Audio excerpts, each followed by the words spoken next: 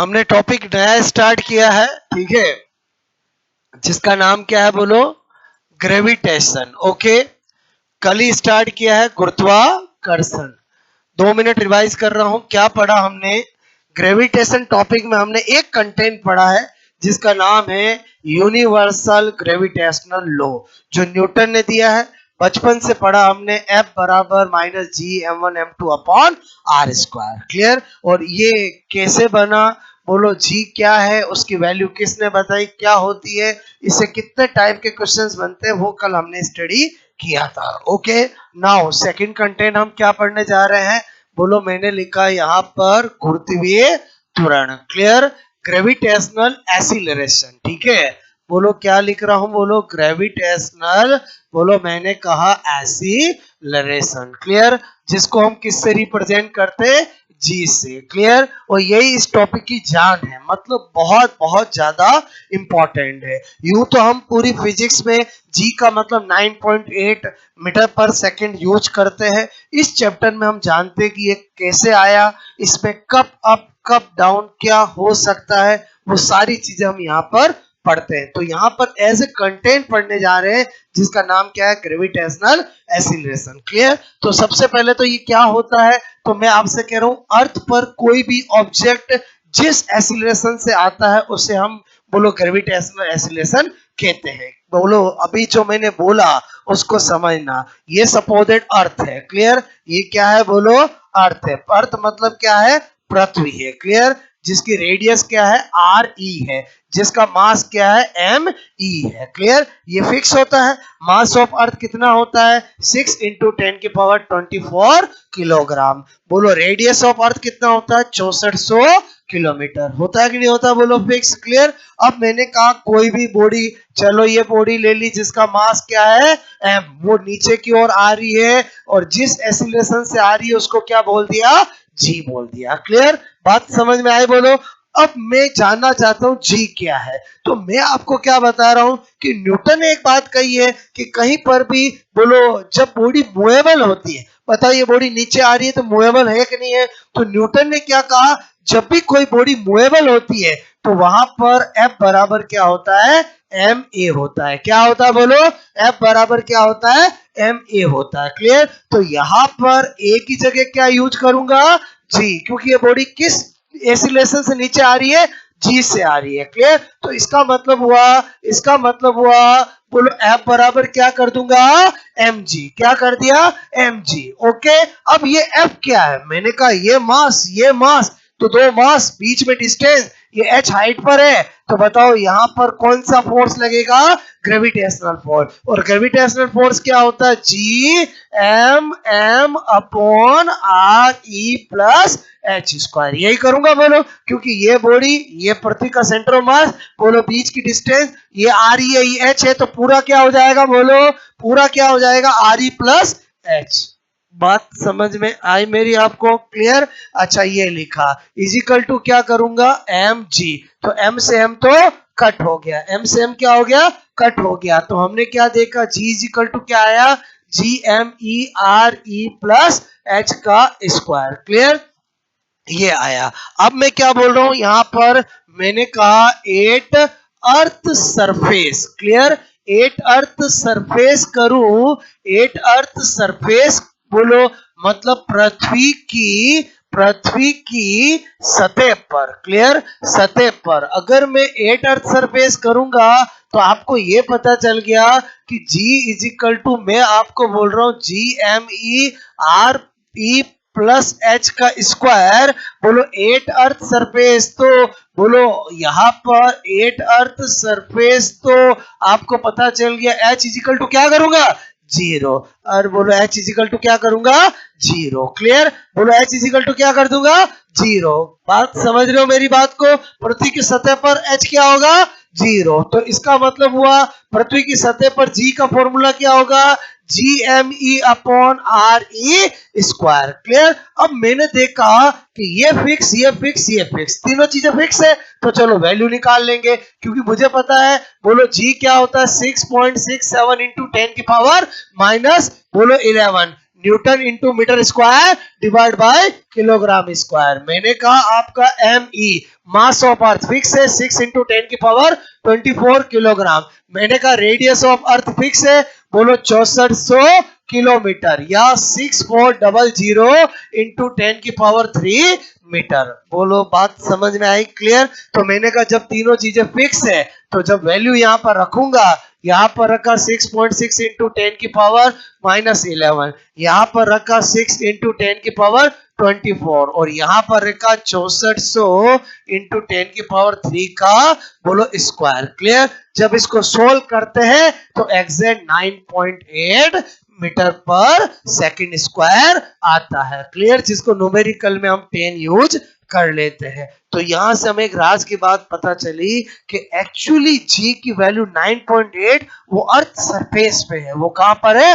Earth surface पे है। Clear? और यही मैक्सिमम वैल्यू है। बोलो आपको जब मैं कल वेरिएशन ऑन जी, जी में किस किस फैक्टर से बोलो वेरिएशन आ सकता है, तो हाइट पे भी लेके जाऊंगा, डेप्थ में भी लेके जाऊंगा, घुमाऊंगा भी सही और शेप ऑफ अर्थ से भी बताऊंगा।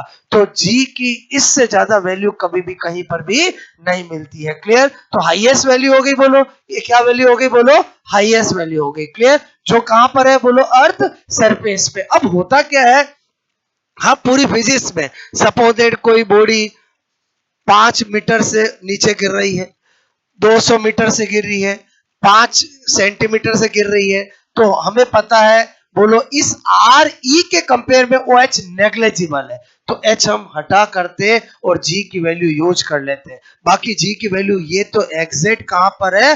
अर्थ सरफेस पे है। बात समझ में आए? जी में चेंज कब आएगा? जब मैं बहुत बहुत बहुत ज्यादा हाइट पे जाऊंगा। बहुत ज्यादा हाइट पे जाऊंगा मतलब पृथ्वी की रेडियस की आधी रेडियस पे जाने पर, पृथ्वी की रेडियस की बराबर की रेडियस पे जाने पर, बोलो पृथ्वी की रेडियस की 1/4 रेडियस, बोलो आपसे बोलो ऊंचाई पे जाने पर।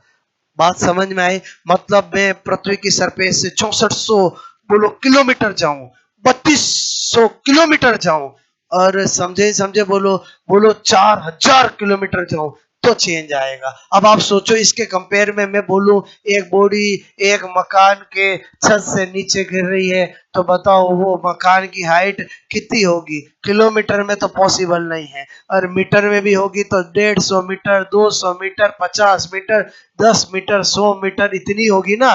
तो as compare to R E, H की वैल्यू बहुत बहुत कम होने की वजह से हम कम हाइट पे भी जी की वैल्यू यही यूज कर लेते हैं। बाकी आइडियली 9.8 मीटर पर सेकेंड स्क्वायर वैल्यू कहां पर है? अर्थ की सरफेस पे है। बात समझ में आए? बोलो क्लियर? जो कि हाईएस्ट वैल्यू होती है। और यहां पर मैं लिखूं फॉर, मैंने कहा न्यूमेरिकल यूज, हम क्या कर लेते हैं? बोलो 10 मीटर पर सेकेंड स्क्वायर यूज करते ही अपन बोलो जी की वैल्यू। क्लियर? तो ये मैंने आपको किसका इंट्रोडक्शन दिया? बोलो किसका इंट्रोडक्शन दिया? इस जी का इंट्रोडक्शन दिया। क्लियर? कि जी का फॉर्मूला क्या होता है? G M E upon R square, और मैंने कहा इसकी वैल्यू 9.8 कैसे आई वो बताया। अब इसी फॉर्मूले का यूज करके बहुत सारे क्वेश्चंस बनते हैं जो अभी अपन डिस्कस करेंगे। यहाँ तक कहानी समझ में आए? बोलो। तो आपको मैं कहूं जी क्या है, तो हम कहेंगे कोई भी बॉडी पृथ्वी पर जिस एसिलेशन से नीचे आती है उसे हम ग्रेविटेशनल एसिलेशन कहते हैं। जो मैंने बोला है वही मैंने यहाँ पर बनाया है। क्लियर? बस ये शर्त क्या है, एच क्या होना चाहिए? कम होना चाहिए। क्लियर? क्योंकि एच अगर किलोमीटर में हो जाएगा तो जी फिर 9.8 नहीं रहेगा, चेंज हो जाएगा। कम होगा कि ज्यादा होगा? नेचुरल दिख रहा कम ही होगा। और एच नीचे आ रहा है कि ऊपर आ रहा है? बोलो नीचे, तो कम ही होगा। कितनी हाइट पे जाने पर कितना कम होगा वो तो हम बोलो डिटेल से पढ़ेंगे जब मैं आपको कल सिखाऊंगा जी को प्रभावित करने वाले कारक, फैक्टर अफेक्टिंग ऑफ जी, जिसमें 4 फैक्टर होते हैं, एक हाइट, एक डेप्थ, एक बोलो रोटेशन ऑफ अर्थ, और एक शेप ऑफ अर्थ। किससे कितना वेरिएशन आएगा वो सब स्टडी करेंगे। एक बार ये समझ में आया? बोलो नोट करोगे?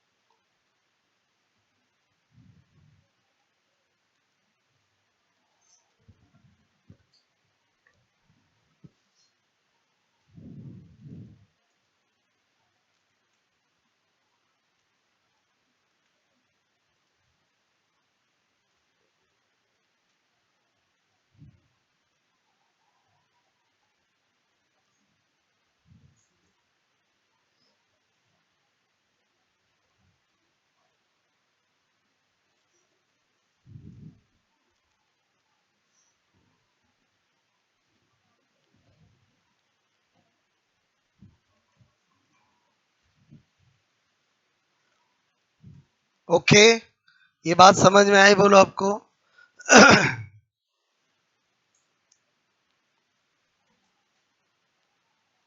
किया ये नोट बोलो, ठीक है।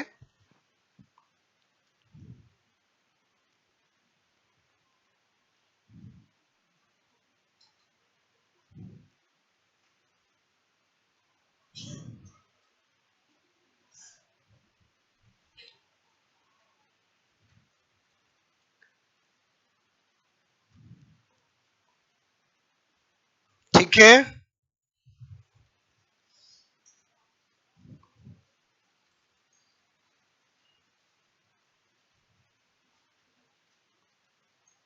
ओके,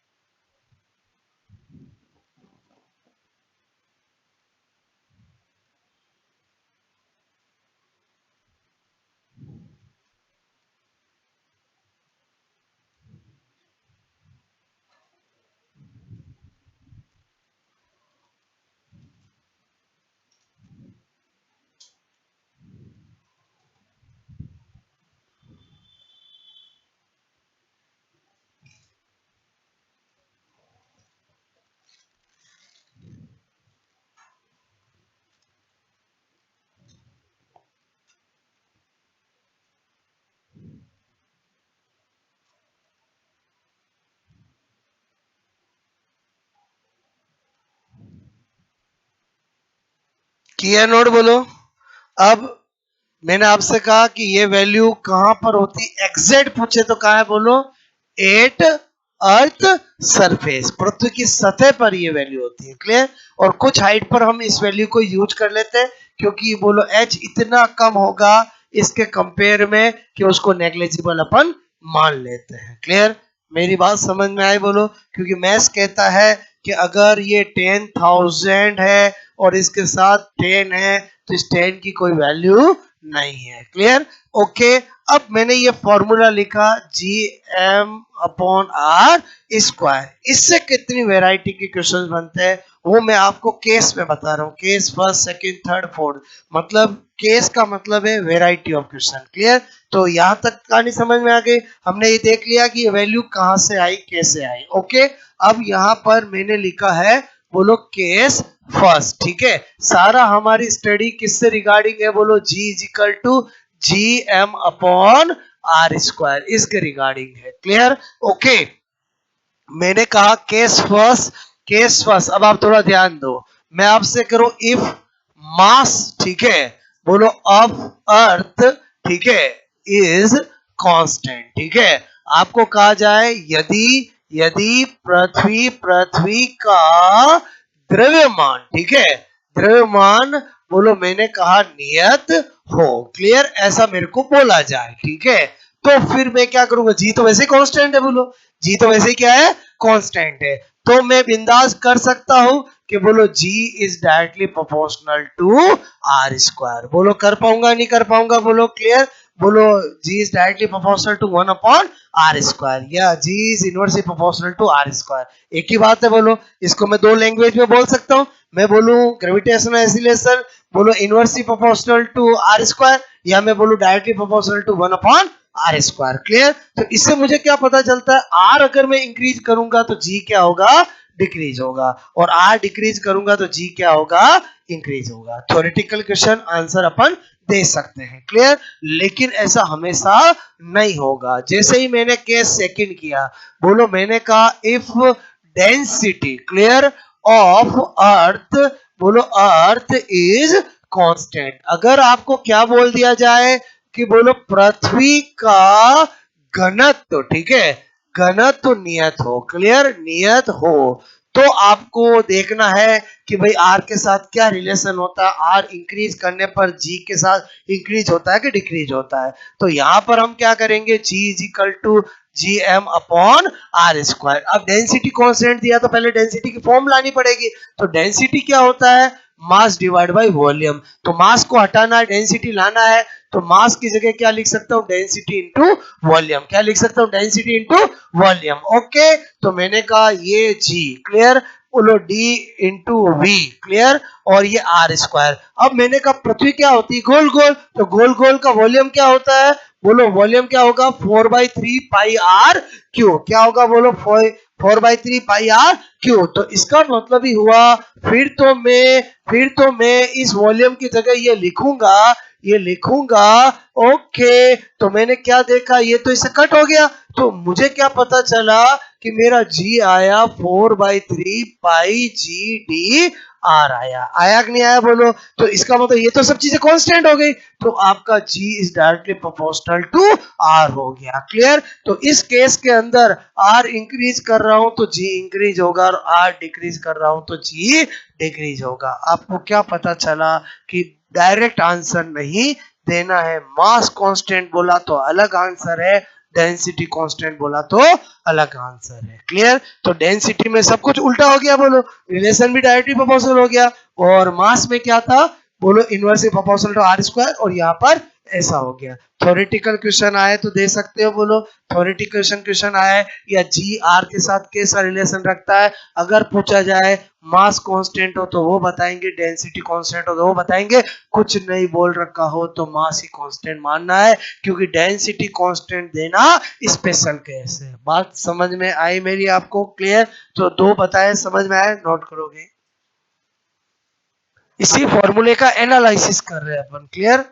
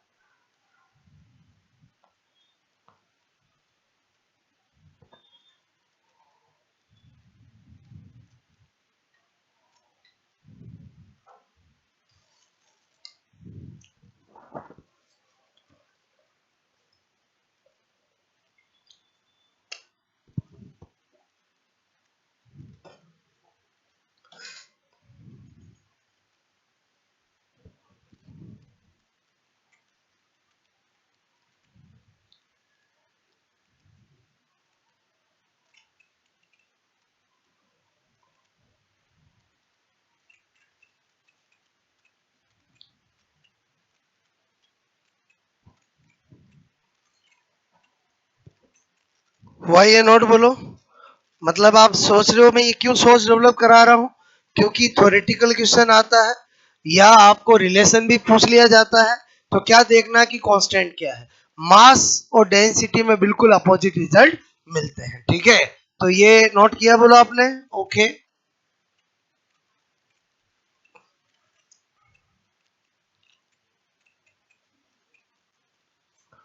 यदि पृथ्वी, ठीक है, का घनत्व नियत हो,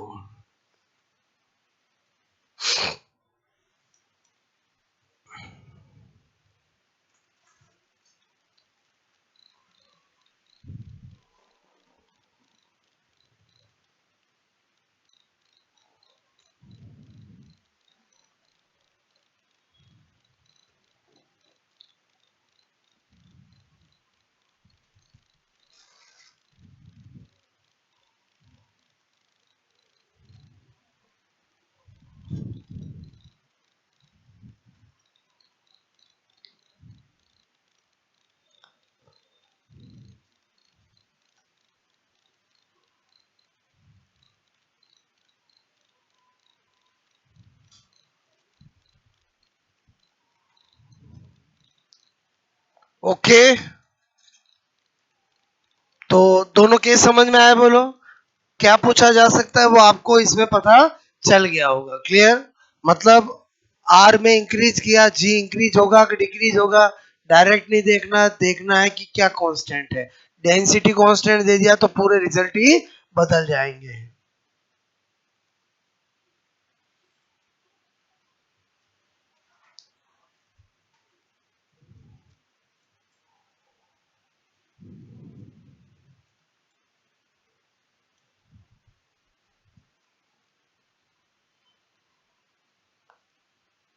ओके, दो वैरायटी समझ में आए। केस 3,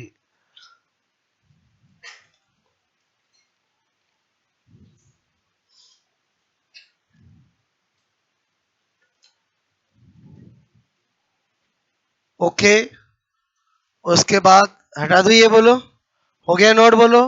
केस 3 क्या बता रहा हूं इधर देखो, ठीक है। मैंने कहा यदि m, ठीक है, कांस्टेंट नियत हो तथा r में परसेंटेज चेंज, ठीक है। परसेंटेज, ये क्या लिखा बोलो, ये क्या है बोलो, ये क्या है बोलो, समझ आओगे।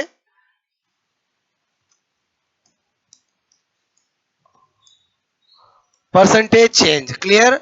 बोलो मैंने कहा प्रतिशतता में परिवर्तन, ठीक है। परिवर्तन बोलो दे रखा हो, क्लियर। बोलो ये केस बनाया मैंने, तो क्या करेंगे इधर ध्यान देना। जैसे ही मास कांस्टेंट बोल दिया, हमारे दिल दिमाग में यही आएगा कि बोलो m कांस्टेंट, तो g और r में रिलेशन क्या हुआ, ये हुआ। अब जब भी ये जो मैं लॉजिक बता रहा हूं वो सब जगह लगाया जा सकता है। जब भी आपको कोई फॉर्मूले के अंदर किसी एक फिजिकल क्वांटिटी के अंदर कुछ परसेंटेज चेंज दे रखा हो और दूसरे के अंदर पूछा जाए कि क्या होगा, तो चेंज में वो आपको 2% की कमी दे सकता है, 2% इंक्रीज दे सकता है, 3% की कमी दे सकता है, 3% इंक्रीज दे सकता है। क्लियर, तो हमेशा अगर अगर अगर अगर कमी दे तो नेगेटिव में लिखना है और वृद्धि दे तो पॉजिटिव में लिखना है। क्लियर, तो मैंने कहा यहां पर ये मिला। अब सबसे पहले तो मैं परसेंटेज की फॉर्म बनाना पड़ेगा। तो परसेंटेज की फॉर्म कैसे बनाते, सबसे पहले तो इनवर्सली प्रोपोर्शनल को डायरेक्टली प्रोपोर्शनल लगाना पड़ता है। तो बताओ मैं इसको ऐसे लिख सकता हूं, नहीं लिख सकता हूं, बोलो एक ही बात है कि नहीं है।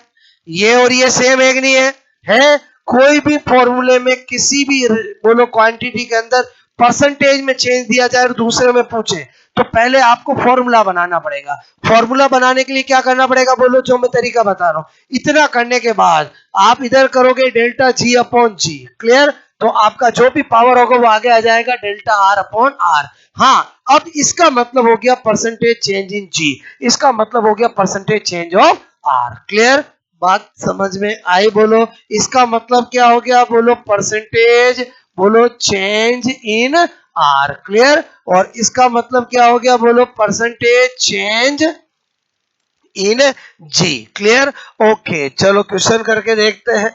आपको मैंने कहा एक क्वेश्चन मैंने दिया, बोलो यदि यदि यदि बोलो अर्थ पृथ्वी पृथ्वी पृथ्वी, ठीक है, मैंने कहा अर्थ का मास, ठीक है, कांस्टेंट, मैंने कहा नियत, क्लियर, नियत हो तथा उसकी रेडियस, ठीक है, बोलो रेडियस, रेडियस में 2% की कमी, 2% की बोलो कमी कर दी जाए, कमी कमी कमी कमी कर दी जाए, ठीक है।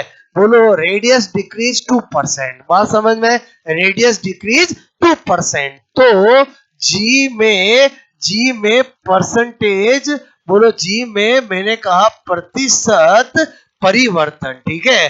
बोलो परसेंटेज चेंज, बोलो मैंने कहा आपको परसेंटेज बोलो चेंज चेंज होगा। अब आपको ऑप्शन कैसे मिलेंगे, पहला ऑप्शन मिलेगा 2% की वृद्धि, क्लियर, एक मिलेगा बोलो 2% की कमी, क्लियर, बोलो एक मिलेगा बोलो 4% की वृद्धि, क्लियर, और एक मिलेगा आपको 4% की कमी, ठीक है।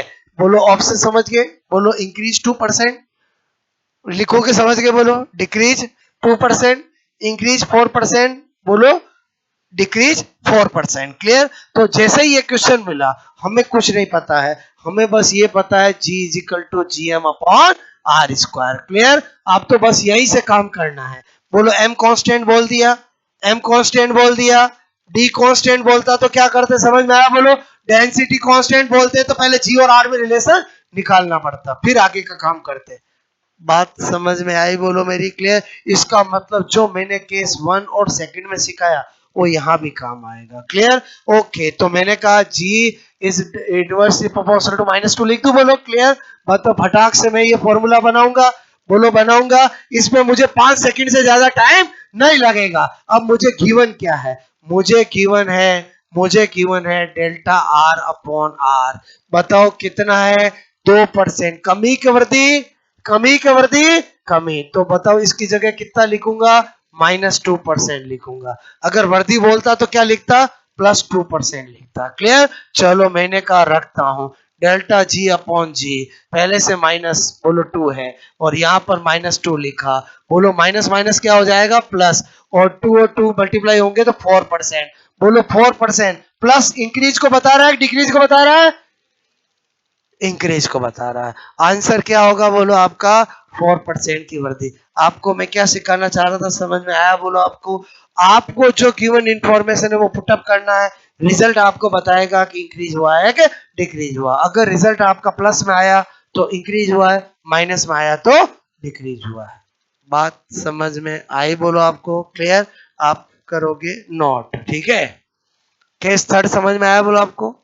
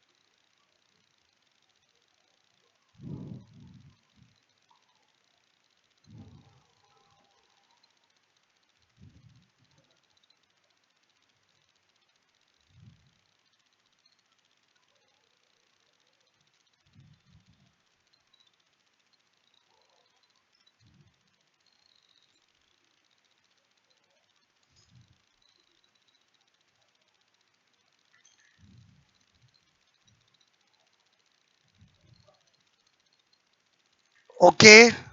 क्या सिखाना चाह रहा था, समझ में आया? बोलो आपको।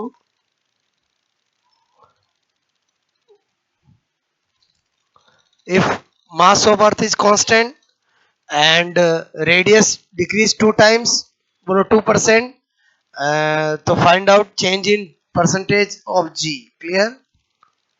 क्वेश्चन समझ में आया? बोलो आपको।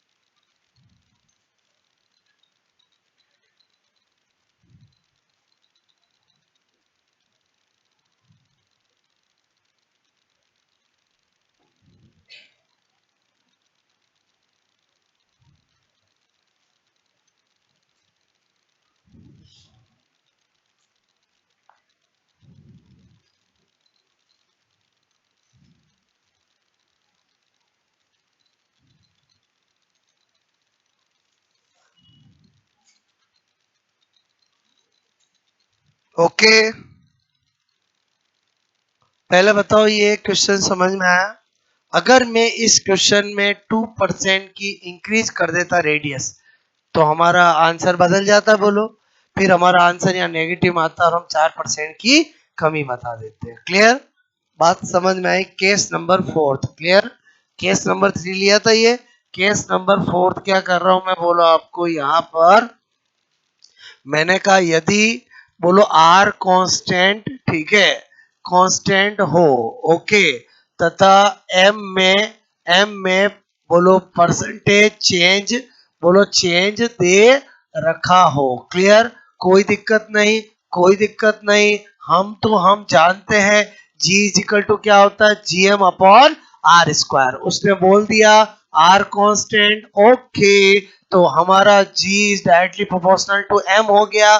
मुझे बनाना है formula delta g upon g is equal to delta m upon m। मुझे m में परसेंटेज दे दे, मैं g में वैसे ही बता सकता हूँ। m में अगर 2% की इंक्रीज करेगा तो g में 2% का इंक्रीज होगा, 2% का डिक्रीज करेंगे तो डिक्रीज होगा। ये जो मैंने बताया आपको समझ में आए मेरी बात? मतलब ये केवल मैंने इस फॉर्मूले का इंट्रोडक्शन बताया। क्लियर?